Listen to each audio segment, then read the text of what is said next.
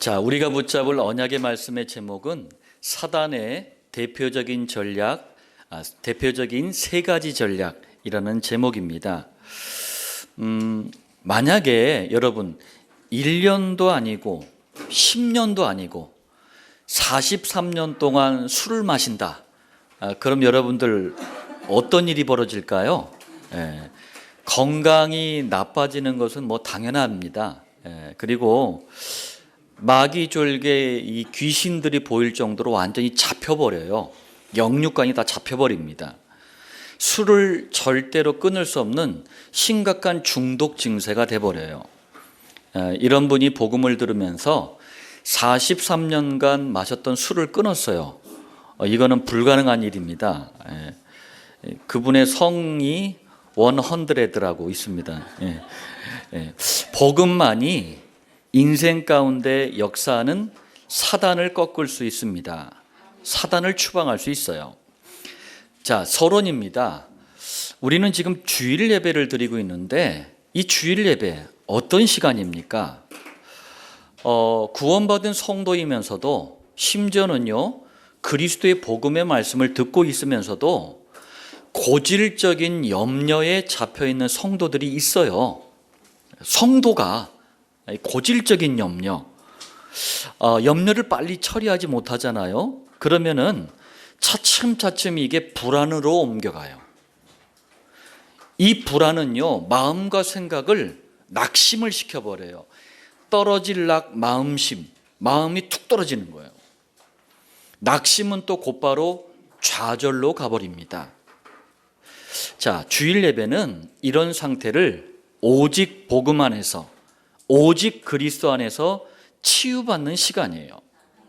어떻게 치유를 받습니까? 첫 번째입니다. 마태복음 16장 16절, 우리가 너무나 많이 고백하는 신앙 고백이에요. 주는 그리스도시요 살아계신 하나님의 아들이시니이다. 자, 이 말씀, 이 고백이 뭡니까? 그리스도께서 창세기 3장에서 시작된 원죄 사단 지옥 문제, 그리고 이 문제 때문에 찾아온 인생의 모든 문제를 해결하셨다라는 고백이 이 고백이에요. 그러니 우리는 더 이상 염려하거나 불안하거나 낙심하거나 좌절할 필요가 없다. 그러지 않아도 된다. 이게 그 고백이에요. 그래서 주일 예배를 통해서 이 사실을 확인하고 또 여기에 흔들리지 않도록, 헷갈리지 않도록 마음과 생각 속에 그리스도를 각인시키고 뿌리를 내리고 체질화시키는 시간이 주일 예배입니다. 두 번째입니다. 요한복음 19장 30절에 예수님께서 십자가에서 그 사역을 감당하시고 죽기 직전에 하신 말씀이에요. 이르시되 다 이루었다. 아니, 십자가에 사람들이 볼 때는 처형당해서 죽는 게 끝난 건 줄 알았는데 우리 주님은 다 이뤘대요. 갑자기 이상한 말씀을 하셔.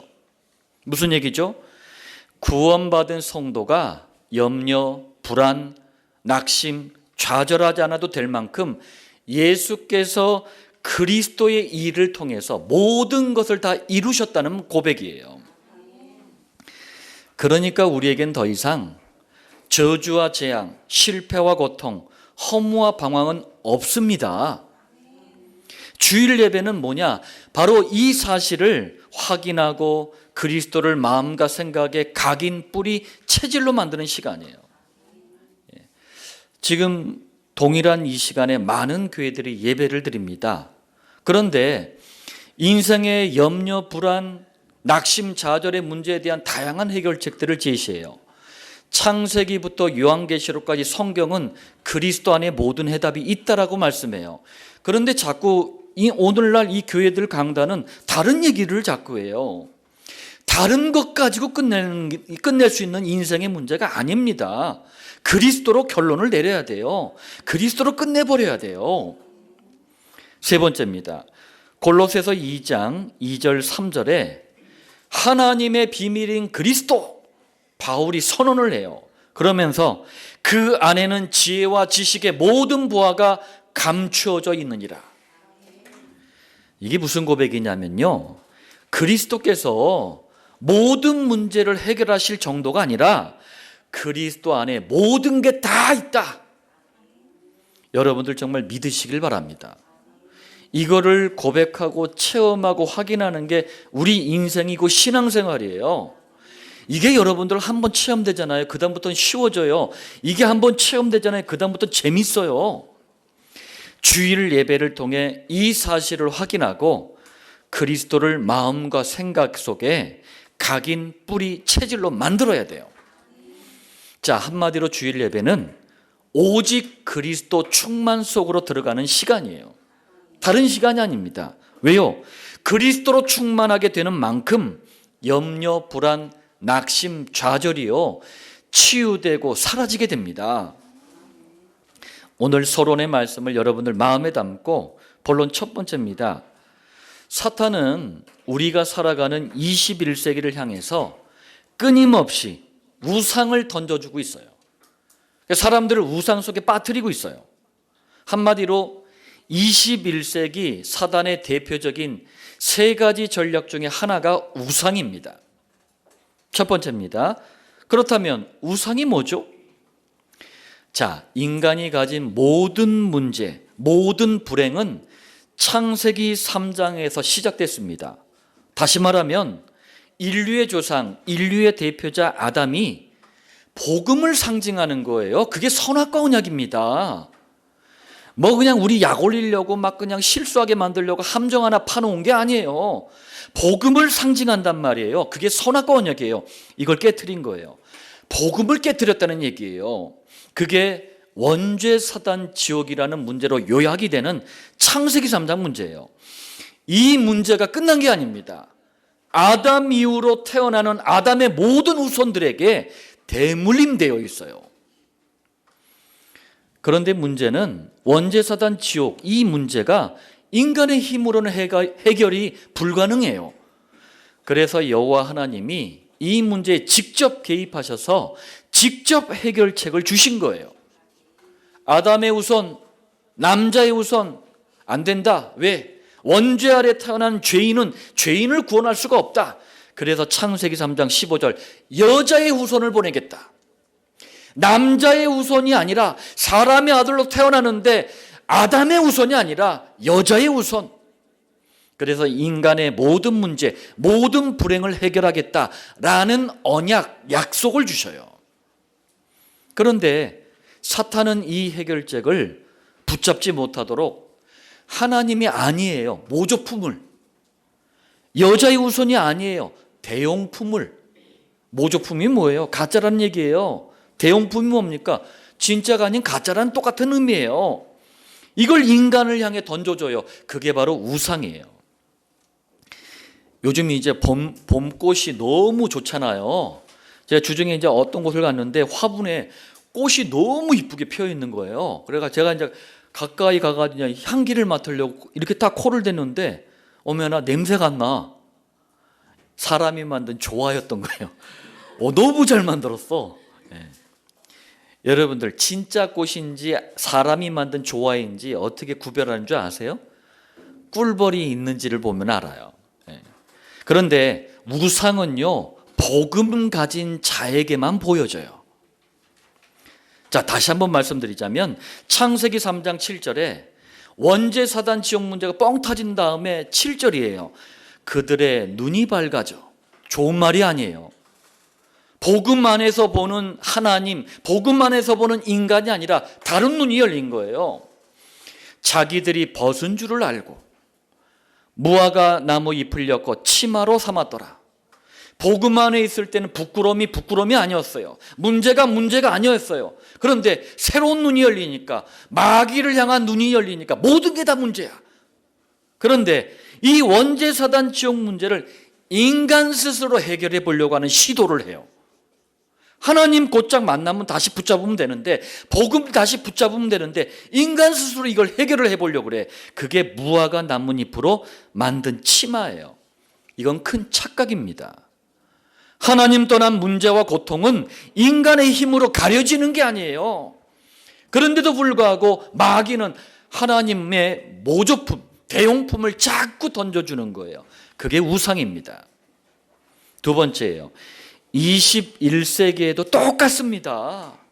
사탄은요, 같은 존재로 지금도 똑같이 역사해요. 하나님이 아닌 모조품, 여자의 후손이 아닌 대용품, 우상을 자꾸 던져주고 있는 거예요. 자, 대표적인 것들을 몇 가지만 좀 보겠습니다. 원죄 사단 지옥 문제 때문에 오는 고통과 문제란 말이에요. 그런데 인간이 만든 철학, 학문, 사상으로 해결할 수 있다는 착각에 자꾸 빠지게 만들어요. 이것을 사상우상이라고 합니다. 또 하나님 떠난 고통을 돈, 명예, 성공, 권세, 이게 채워지면 행복할 수 있다는 착각에 자꾸 빠뜨리는 거예요. 이게 세상우상입니다. 필요 없다는 얘기가 아니에요. 이게 그냥 우상인 거예요. 이게 하나님인 거예요. 또 하나님이 필요 없는 세상, 하나님 없어도 얼마든지 행복할 수 있다는 환상을 갖도록 4S에 빠지게 만들어요. 4S가 뭐냐면은 스포츠, 스크린, 섹스, 스피드, 여기에 막 미치도록 만드는 거예요. 이걸 쾌락우상이라 그래요. 유럽 대륙은요, 이 복음이 사라졌잖아요. 복음이 사라진 공허한 마음에 사단은요, 축구를 딱 심어준 거예요. 축구로 해가 뜨고 축구로 해가 져. 손흥민 선수가 토트넘에서 뛰고 있는 잉글랜드의 프리미어리그, 그리고 또 뭐 이강인 선수가 마요르카에서 뛰고 있는 스페인의 프리메라리가, 뭐 이렇게. 그리고 김민재 선수가 나폴리에서 뛰고 있죠. 이 이탈리아의 세리에 A. 그리고 이재성 선수가 마인츠에서 뛰고 있는 독일의 분데스리가. 그리고 뭐 전에 우리 선수들도 많이 뛰었었는데 네덜란드의 뭐죠? 에레디비시, 프랑스의 르샹 피오나. 이게요, 막 등등등 많은데 이게 너무 재밌는 거예요. 그러니까 축구로 해가 뜨고 축구로 한 해가 시작하고 축구로 한 해가 마무리가 돼.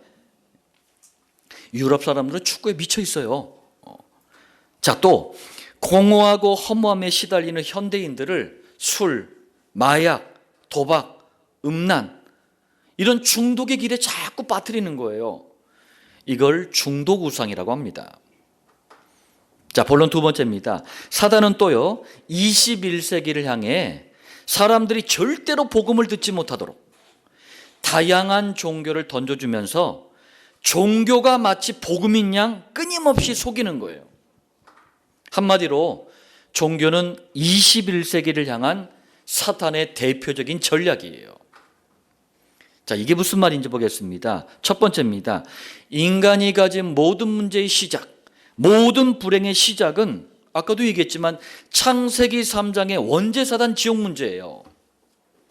이 문제에 대해서 인간은 답을 낼 수가 없어요. 그래서 하나님은 처음부터 이 문제를 해결하는 창세기 3장 15절 여자의 후손이라는 복음을 주신 거예요. 그래서 이 복음은 모든 인간이 살 수 있는 유일한 해답이에요. 오직 하나뿐이라는 얘기예요. 모든 인간이 살 수 있는, 그래서 다른 것과는 절대 바꿔질 수가 없는 절대적인 해답이에요. 그리고 무엇 하나 부족함이 없는 완전한 해답이에요. 과거에도 현재에도 미래에도 영원한 해답이에요. 변하지 않는다는 얘기예요. 두 번째입니다. 그런데 성경과 교회사를 딱 보잖아요. 사단은 여자의 후손의 복음을 막으려고 복음 비슷한 종교를 자꾸 던져주는 거예요. 그래서 복음을 막고 있어요. 뭔지 한번 좀 보겠습니다. 창세기 4장 3절에 가인은 땅의 소산으로, 소산이라는 게 거기서 나왔다라는 게 땅에서 나온 걸 얘기합니다. 제물을 삼아 여호와께 드렸고, 땅에서 나온 농산물을 갖다가 제물로 드렸어요. 자, 그런데 가인은 예배에 실패했대요. 실패한 이유가 뭐죠? 정성이 없었어요? 열심히 부족했어요? 헌금을 덜 냈어요? 아니에요. 여자의 후손으로 오실 그리스도께서 장차 십자가에 피 흘려 죽으시고 원죄 사단 지옥을 해결할 거라는 언약이, 그게 피 언약이에요. 그래서 예배 드릴 때는 반드시 피가 있는 예배를 드려야 돼요. 피가 빠진 예배는 종교적인 예배예요. 복음 모르는 교인들이 보잖아요. 아무 문제가 없는 예배야. 지금도 많은 교회들이 예배드리잖아요. 교인들이 예배드려요. 강단에서 그리스도 피 언약 선포한데도 그냥 막 윤리적이고 도덕적이고 철학적이고 학문적인 얘기 막 해. 공감이 돼. 교인들의 육신의 이성에는 공감이 돼요. 근데 그게 사람을 죽이는 거예요. 그건 절간에 가서도 성당에 가서도 얼마든지 들을 수 있는 메시지예요. 가인이 여기에 실패한 거예요. 그냥 똑같은 예배처럼 보이고 어떤 면에선 자기가 드리는 예배가 더 훌륭하게 생각되는 거예요. 그러나 여자의 후손이 빠진, 복음이 빠진 예배는 그냥 종교예요.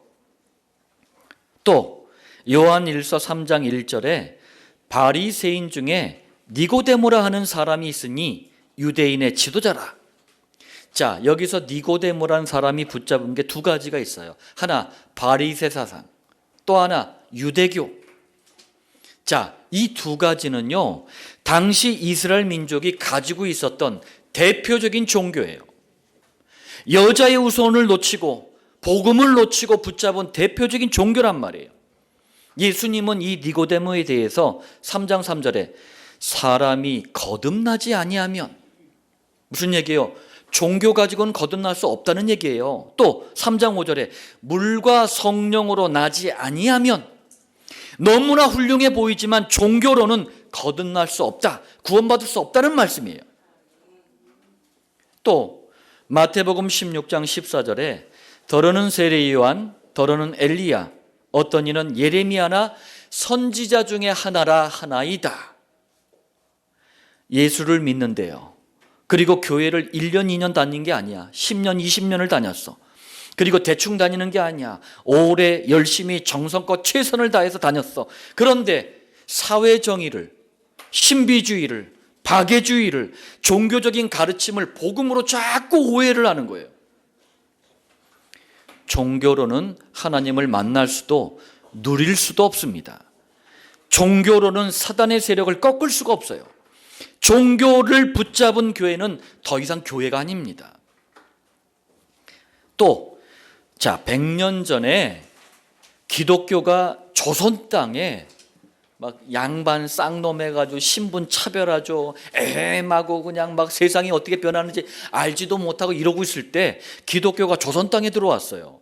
그런데 우리 민족은 그때까지요, 수천 년 동안 불교, 유교, 무속신앙, 이 무속신앙이 이 종교라는 깊은 뿌리를 내리고 있었어요. 그러면은 100년 역사를 가진 한국교회가 이걸 깨끗이 청산을 했었어야 돼요. 불교, 유교, 무속신앙을 청산을 해야 되는데 이걸 가지고 그냥 교회를 나온 사람들을 복음으로 이걸 양육하지 못하고 복음으로 바꿔주지 못하니까 이게 교회 안에 들어와가지고 복음이랑 섞여버린 거예요. 짬뽕이 돼버린 거예요. 그래가지고 어떻게 된지 아십니까? 교회가 경건 막 강조하잖아요. 경건이라는 거는요, 그리스도 복음을 깊이 묵상할 때 나오는 힘을 경건이라 그래요. 그런데 이걸 어떻게 했냐? 불교의 수양 방법이 섞여져서 나온 경건으로 이해를 해버린 거야. 경건하면 그냥 똑바로 차려, 막 사람 막 제안을 하고 막 이렇게 이해를 해버린 거예요. 또 복음 안에서 전도 때문에 삶이 개혁이 자연스럽게 되어져야 돼요. 저희는 전도자 아닙니까? 다른 사람들 앞에 가서 막 이상하게 막 비상식적인 행동을 하고 언행을 하면은 누가 복음을 받겠어요?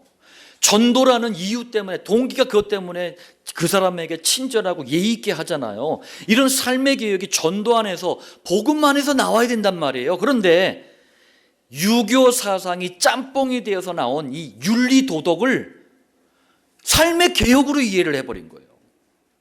교회 다니면서 네가 왜 이렇게 행동을 똑바로 못해? 이렇게 하는 거야. 아직까지 이게 우리 안에 있다니까요. 상대방의 허물과 실수를 가만히 놔두지를 못해. 그냥 내가 그냥 어떻게든 막 까발려가지고 막 이 사람을 막 어렵게 만들어야 돼. 이게 유교 사상이 아직까지 나한테 있는 거예요. 이걸 갖다가 착각을 하는 거예요, 자꾸. 또 성경을 통해 복음을 체험해야 돼요. 그리스도를 체험해야 돼요. 그런데 무속신앙과 혼합이 된 게 신비주의 체험이에요. 그래서 여러분들 신비주의 전통이 길어요. 100년 전부터 교회 기독교가 들어왔을 때부터 교회 안에 시작된 또 하나의 줄기가 신비주의였어요. 자, 이렇게 종교 뿌리를 내린 대가가 뭔지 아세요? 이렇게 종교 뿌리를 딱 내렸더니, 교회 안에 내렸더니 통일교 문선명이 나오네, 천부교 박태선이 나오네, 요즘 말썽 많은 기독교 복음 선교회 정명석이 나오네, 만민중앙교회 이재록이 나오고, 아가동산의 김기순이 나오고, 신천지 이만희가 나오고, 하나님의 교회 장길자가 나오고, 이게요 이단과 사이비들에게 교회들이 스스로 발판을 만들어준 거예요. 여러분들 왜 성경과 교회 역사를 잘 알아야 되는 줄 아십니까? 성경과 교회의 역사를 알아야지만 어떤 게 바른 길인지를 볼 수가 있어요. 어디에다가 우리가 인생과 신앙을 세워야 되는지 그걸 볼 수가 있단 말이에요. 본론 세 번째입니다. 21세기를 향한 사단의 대표적인 전략은 또 뭐냐? 교회를 무너뜨리는 거예요. 교회를 무너뜨린다고 하니까 건물 무너뜨리는 걸로 착각하지 마세요. 오히려요 21세기는 교회가 대형 교회가 돼버렸어요. 삐까번쩍해, 막 쌈박하고 나이스해, 뭐 너무나 훌륭해. 그걸 무너뜨린다는 얘기가 아니에요.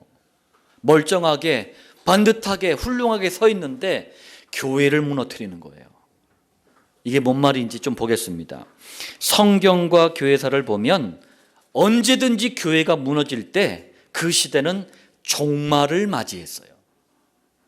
자, 첫 번째입니다. 한번 보십시오. 교회를 무너뜨린다는 게 뭔지. 사단이 교회를 무너뜨릴 때 이 사용하는 아주 수준 높은 방법이 있어요. 그게 뭐냐면 신학과 신학자들을 타락시키는 거예요. 자, 예를 한번 들어보겠습니다. 네덜란드가 이제 중국어로는 화란이라 그래요. 이 네덜란드가 한때는요 신학을 이끌었어요. 복음주의 신학을 이끌었던 나라예요. 그런데 복음 가진 신학자들이 다 사라져 버렸어. 그러면서 네덜란드 국가 공식 사이트에는요, 국가를 소개하는 공식 사이트에는 이슬람 모스크, 이 사원, 이슬람 사원이 딱 등장해 있어요. 그리고 유럽 대륙에서 가장 먼저 동성결혼을 합법한 나라가 네덜란드예요. 또 성경과 가장 잘 맞는 신학은요, 저는 객관적으로 봐도 장로교 신학이에요. 여기 신학의 기초를 놓은 분이 존 칼빈입니다. 이 영어식 이름인데 이분이 프랑스 분이에요. 장 칼뱅이라 그래요. 그런데 현재는 어떻냐? 유럽 대륙에서 이슬람 인구가 가장 많은 나라가 프랑스입니다. 프랑스 전체 인구 중에 약 600만 명 이상이 무슬림이에요. 무슬림이 뭐냐면 마호메트를 따르는 사람, 이게 무슬림이에요. 지금도 신생아 4명 중에 1명은 무슬림입니다. 이슬람교를 믿는 사람들 거기서 태어나면은 부모가 무조건 이슬람교 믿어야 되는 거예요. 여기에 지금 뭐 시리아 등 여러 이슬람 국가들 난민들이 또 계속 유입이 돼. 자, 또 종교개혁자 마틴 루터의 나라가 독일입니다. 지금 이 독일이 어느 정도나 교회가 무너졌느냐? 전 세계를 향해서요, 야, 오직 예수 아니어도 다른 종교 얼마든지 믿어도 구원을 받을 수 있어 라는 게 자유주의 다원주의 신학이에요. 이걸 전 세계를 향해서 퍼뜨리고 있어요.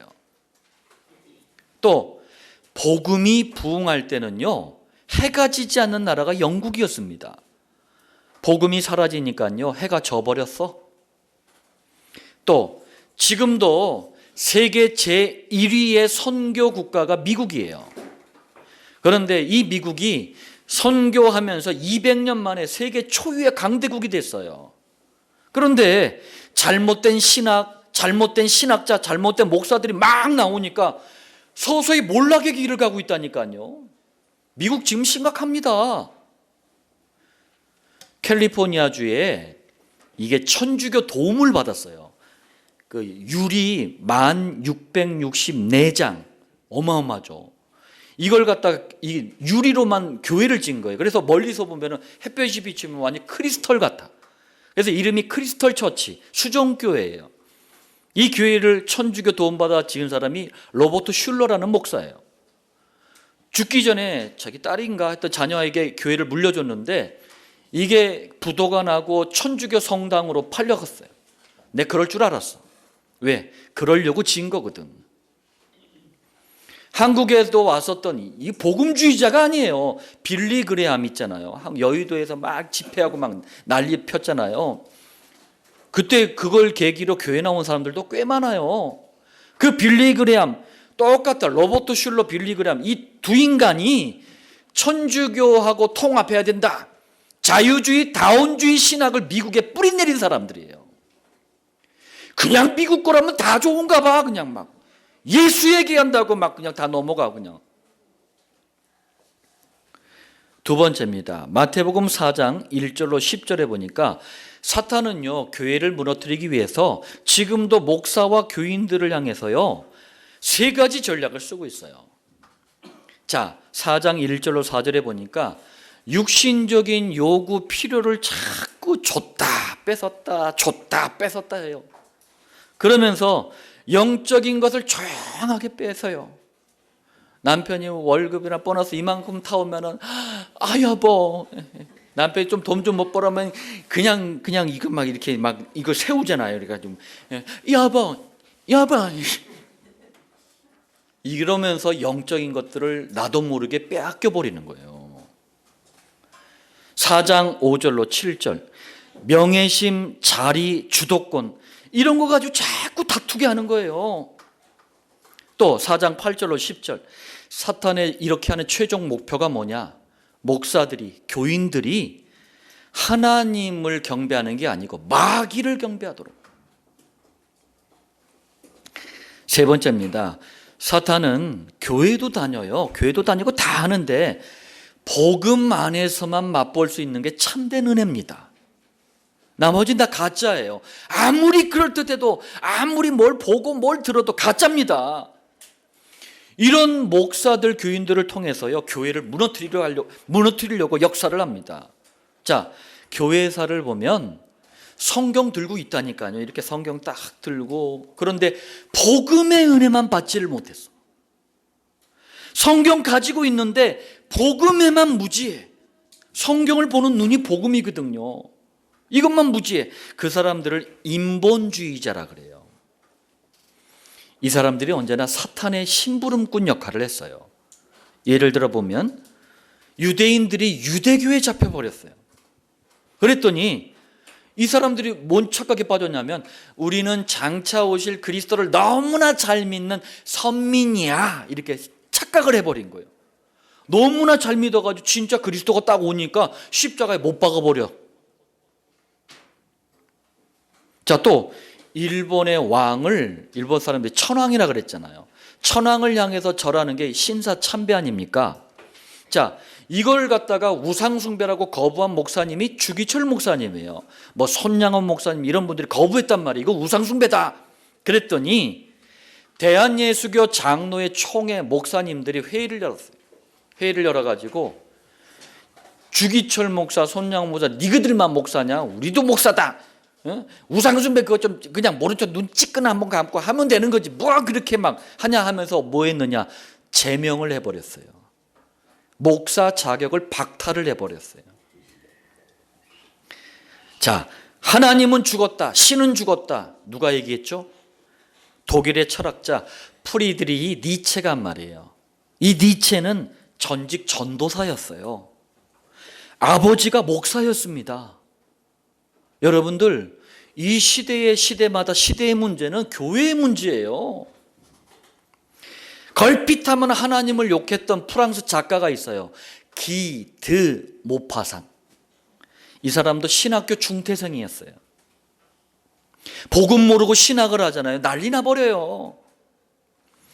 초등학교도 제대로 못 나온 구두수선공. 너무나 가난해가지고 구두를 닦았어요. 그런데 전도자가 전에 좀 복음을 듣고 전도자가 또 된 거예요. 그러면서 100만 명의 영혼을 전도를 하네. 이분이 드와이트 라이먼 무디 목사님이에요. 그랬더니 당시 교단들이요, 이단으로 몰아버렸어. 니그들만 전도자냐?